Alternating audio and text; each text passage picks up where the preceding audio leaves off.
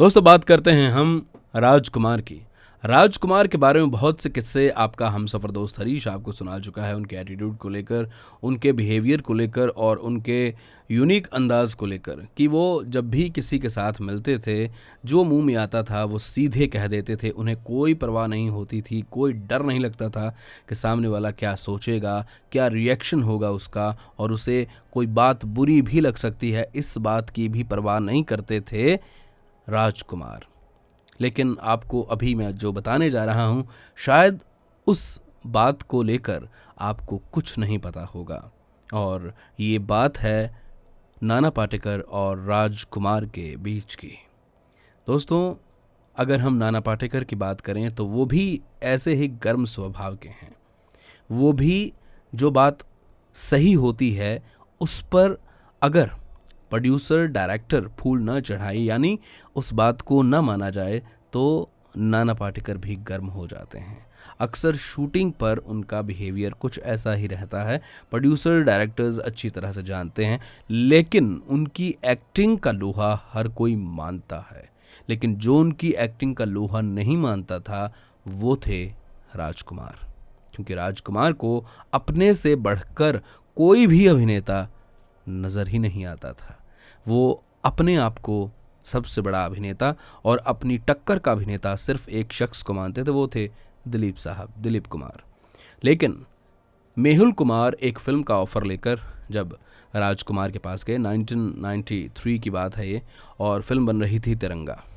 तिरंगा फिल्म के लिए उन्होंने राजकुमार को जब स्क्रिप्ट सुनाई तो उन्हें रोल पसंद आ गया और उन्होंने इस फिल्म में काम करने के लिए हामी भर दी।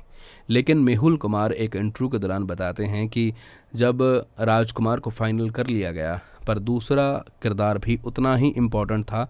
जो किरदार तिरंगा फिल्म में नाना पाटेकर ने निभाया है वो भी उतना ही इम्पोर्टेंट था, इसलिए उस किरदार के लिए माथापच्ची जारी थी। हमें कोई भी ऐसा कलाकार नहीं मिल रहा था जो राजकुमार के साथ टक्कर ले सके, यानी कि राजकुमार के साथ अभिनय कर सके फिल्म तिरंगा में।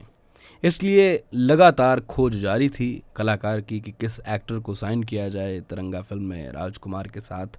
तो उसी दरमियान मेहुल कुमार बताते हैं कि एक फ़िल्म रिलीज़ हुई थी, प्रहार।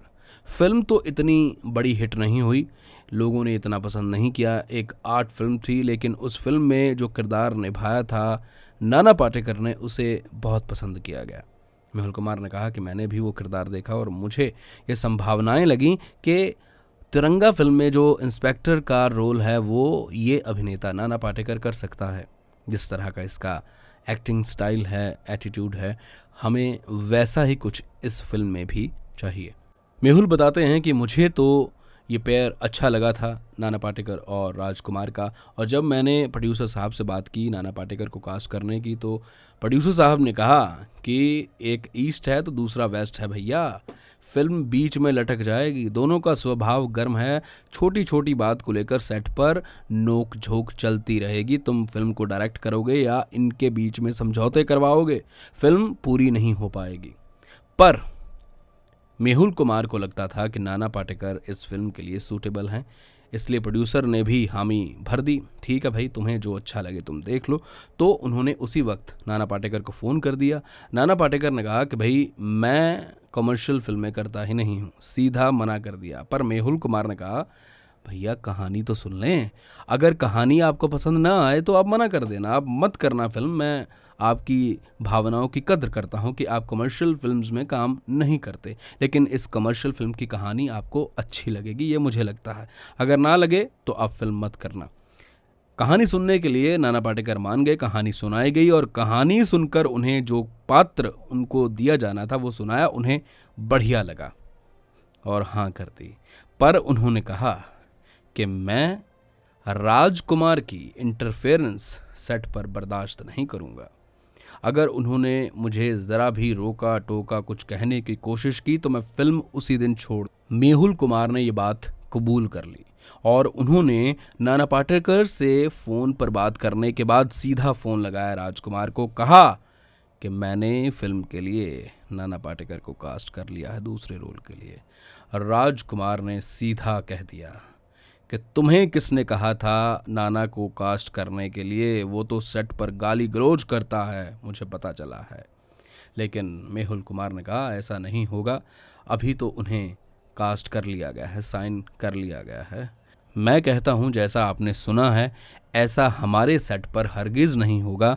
वो कुछ नहीं कहेंगे आपको, कोई गाली गलौज नहीं होगी और आपके बीच में कोई ऐसी जो मतभेद वाली बातें हैं वो मैं पनपने ही नहीं दूंगा, आप चिंता मत करें। बहरहाल किसी तरह से दोनों को साइन कर लिया गया, दोनों ने शूटिंग सेट पर आना शुरू कर दिया, फिल्म की शूटिंग होनी शुरू हो गई। और आपको बता दूं दोनों एक दूसरे के साथ सेट पर बात नहीं करते थे। जब तक ये फिल्म की शूटिंग चलती रही दोनों ने इसी प्रकार शूटिंग की। यहाँ तक दोस्तों कि दोनों के एक साथ बहुत से डायलॉग्स हैं, बहुत सी ऐसी सिचुएशंस हैं जहाँ दोनों एक साथ नज़र आते हैं सीन्स में, और लंबे लंबे डायलॉग्स हैं। और इस फिल्म में दोनों की जो केमिस्ट्री है वो नज़र आती है। पर दोनों इतने मजे हुए कलाकार कि दोनों सेट पर चाहे एक दूसरे से बोलते भी नहीं थे, लेकिन फिर भी एक्टिंग के मामले में दोनों मास्टर आदमी।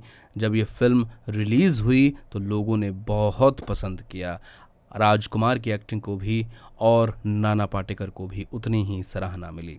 ऐसे हैं ये दिग्गज कलाकार। आज वैसे राजकुमार हमारे बीच नहीं हैं, पर नाना पाटेकर आज भी मौजूद हैं और हम दुआ करते हैं कि नाना जी की उम्र और लंबी हो, सेहतमंद रहें और भगवान राजकुमार जी की आत्मा को अपने चरणों में निवास दें।